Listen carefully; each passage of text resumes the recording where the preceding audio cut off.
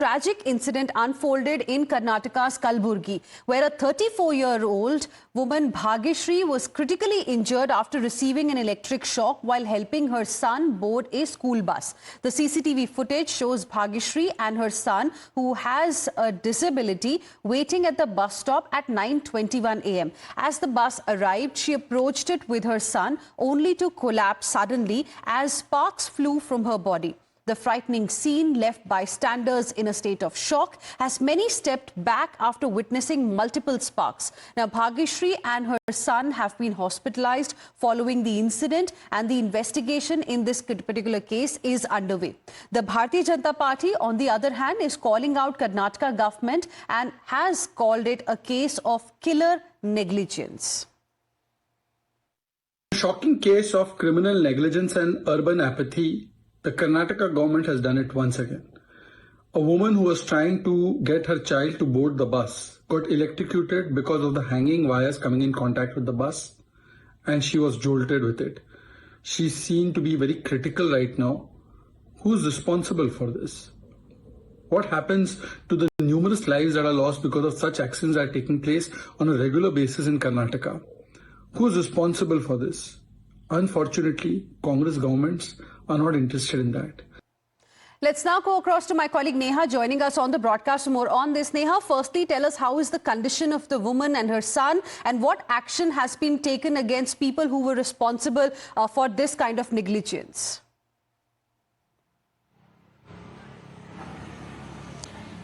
Well, yes, at this point, we're being told that the woman and her son both are, in fact, still recuperating in the hospital right now. Remember, of course, they were struck there by that dangling wire, which has obviously left them in quite a critical state. Now, talking about the action, of course, while an FIR there has been registered against officials of the ESCOM, the fact is that, as far as whether it's arrests or as far as, of course, really suspending them from the department's end, none of that has been done at this point. And what is, of course, even more shocking is the fact that we've seen incidents like this in the past. This is not the first case of civic apathy.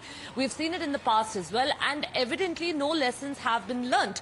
Whether it was in the case of the Bengaluru, transformer electrocution there where a woman lost her life, or several others for that matter. Right. Unfortunate as it is, politics is now, broken out over this entire issue.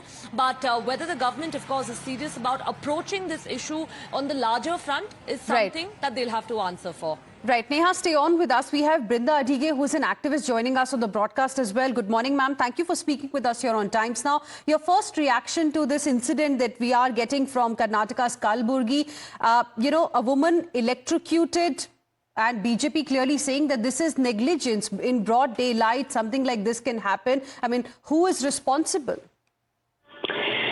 This is a very tragic and sad case, but we know that nobody else probably feels that sorrow, sadness other than the family and a couple of us who may be talking and discussing about it. The responsibility squarely lies with the functionaries and the duty bearers of BESCOM, PWD and the city corporation. There's nobody else who must take that blame except these people, because we know that this is not the first case.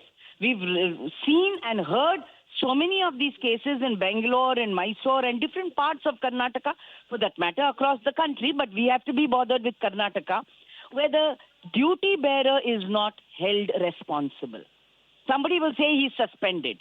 Nobody knows he's suspended for an hour or he's suspended for 2 days. And after that, what happens? What is the result of a departmental inquiry? What penal action was taken against that negligent officer or officers? This is a life that has gone. Why should we not file murder, culpable murder on these functionaries? They will enjoy their benefits, retirement benefits, and all the perks while they are in service. And probably in the name of suspension, also 1 week of leave. Absolute atrocity.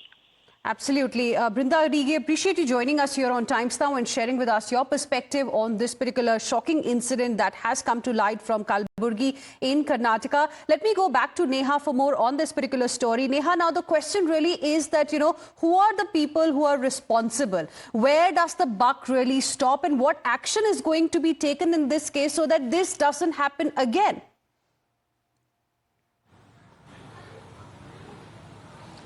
You know, we've often discussed how for any government to really wake up from their slumber, it's unfortunate that lives have to be claimed or people have to be gravely impacted. And yet again, you know, even as this woman and her son there continue to, in fact, you know, recuperate slowly in the hospital, a question that now arises is who is to be held accountable? Of course, fixing accountability has always been our focus with our stories. And even this time around, you know, of course, like Brinda Adige there was mentioning also, you know, we may see a suspension or two, but the bigger question, is there going to be an overall review of the dangling cables across the state? Are we going to be seeing all of those officials who were in fact, you know, responsible not just for this incident, but for many of the incidents in the past as well, being held accountable? Is there also going to be finally some fear that's instilled in these officials of non-compliance, of not acting in accordance with the law?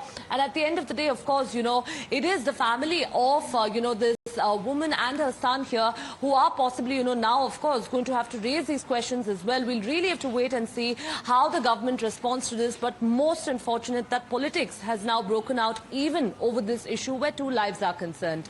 All right. Thank you, Neha, for the moment for joining us with all of those details. We'll see what action is taken in this particular case. And like you mentioned, will there be a review of these dangling cables across the city and across the state as well after this horrific incident that took place earlier? We will